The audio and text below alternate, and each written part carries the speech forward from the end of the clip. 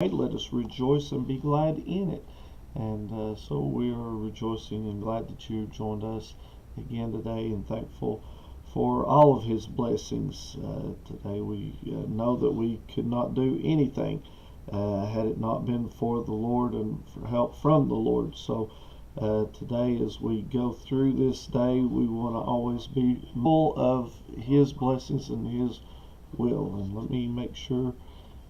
Yeah, okay, I can still hear me, so thankful for the sound working again and the video, and everything's looking the best that it can this morning from me anyway. So I hope that you are blessed today, and again, I hope you're having a good week this week so far. We made it through Wednesday, we're getting closer and closer to the weekend, and it's hard to believe that we're coming up on the last week of March, and we're just flying through this year already, and won't be long until it'll be spring and then summer, and we like the summertime whenever it's much warmer.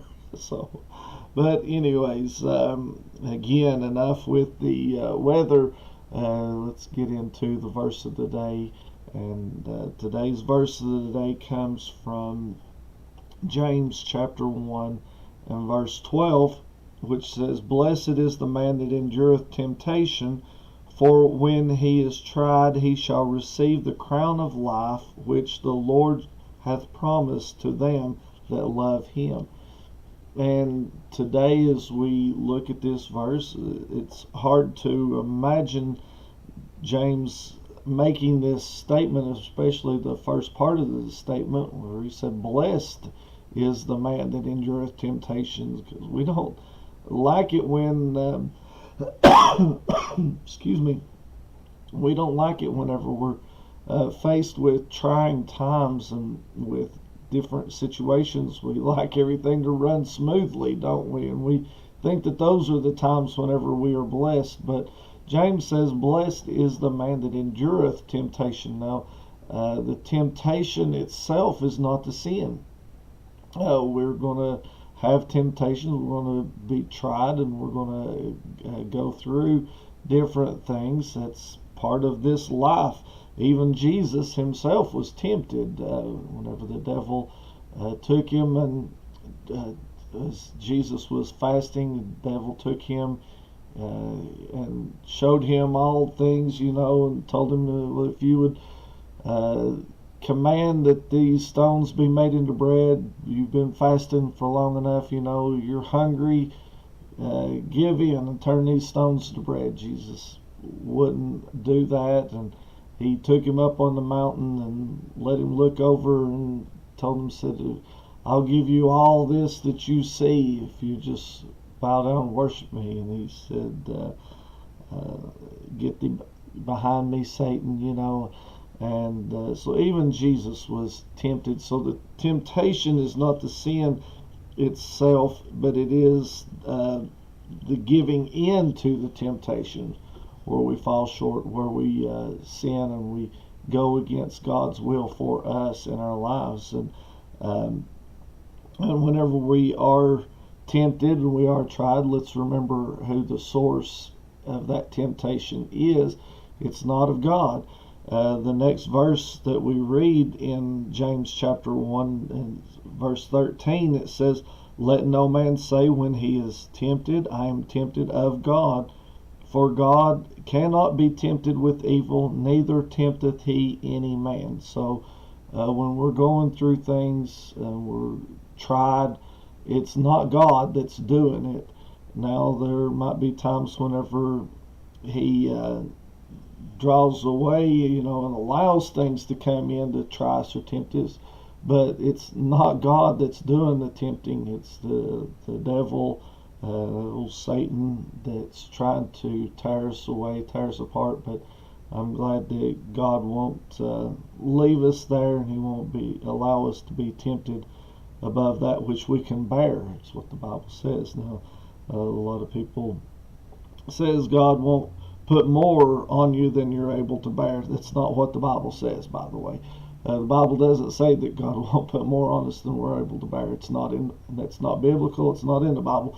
but he does say that he won't allow us to be tempted above that which we are able to bear. So if we have God with us, God will strengthen us, and we are blessed when we endure the temptation, because the Bible says here, and James says here, so when we are tried, then we shall receive the crown of life, which the Lord hath promised to them that love him. So that's what we are looking for. That's what our goal is to gain that crown of life. And a lot of people thinks about the crowns and talk about the crowns that we're going to have in heaven, and oh, we're going to have this, we're going to have that. And I'm not so much worried about the crowns and thinking about what we're going to get and what we're not going to get, because it doesn't matter if we have 20 crowns or 100 crowns. I don't know however many there is. I think somebody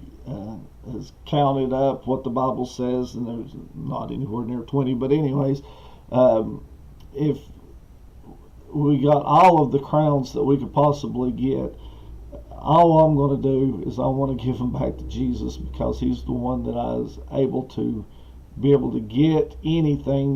He's the only one that I was able to make it to heaven with. So today we're looking for his grace and his mercy, and we know that we can find it no matter what we've done, as long as we endure the temptation and receive that crown of life which the Lord hath promised to us.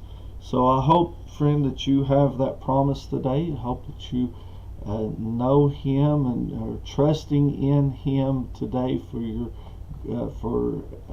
life, your love, and your mercy.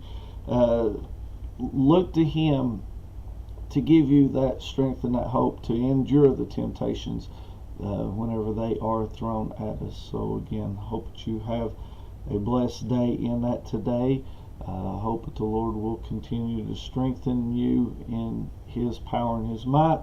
And do remember our church, we're getting ready for Easter coming up. It's hard to believe, it's just a couple of weeks away, but we've got a lot of things planned this next couple of weeks. So remember to tune in. We'll start with Saturday night. Saturday night we'll be having our soup supper here, so don't forget that, members. And if you want to come and visit with us, please come on. We'll definitely have enough soup and different things there, snacks and different things for you to partake of. We just mainly want to have that fellowship with one another and with you. So come out and be with us if you're able to. It starts at 5 o'clock on Saturday evening, and then Sunday morning we'll have special singers here. The English family will be here to sing for us, and they're always a great blessing to us. And got to talk to Brother Mike last night a little bit, and looking forward to this coming Sunday's services. So come out and be with us Sunday, and see what the Lord will do, what he can do. If we'll just trust him and move ourselves out of the way and let God have his way, then I know it'll be a great blessing. So remember all these things. And then again, with Easter coming up, we're going to have things for the kids, and have special services, and maybe do a little traveling to get to special services. So tune in, and I hope that the Lord will bless you through this time, and hope to see you for one of our services coming up to Easter. But until then, I hope that you have a blessed day, and hope to see you again tomorrow morning for another edition of First Things First. May God bless you, as our prayers.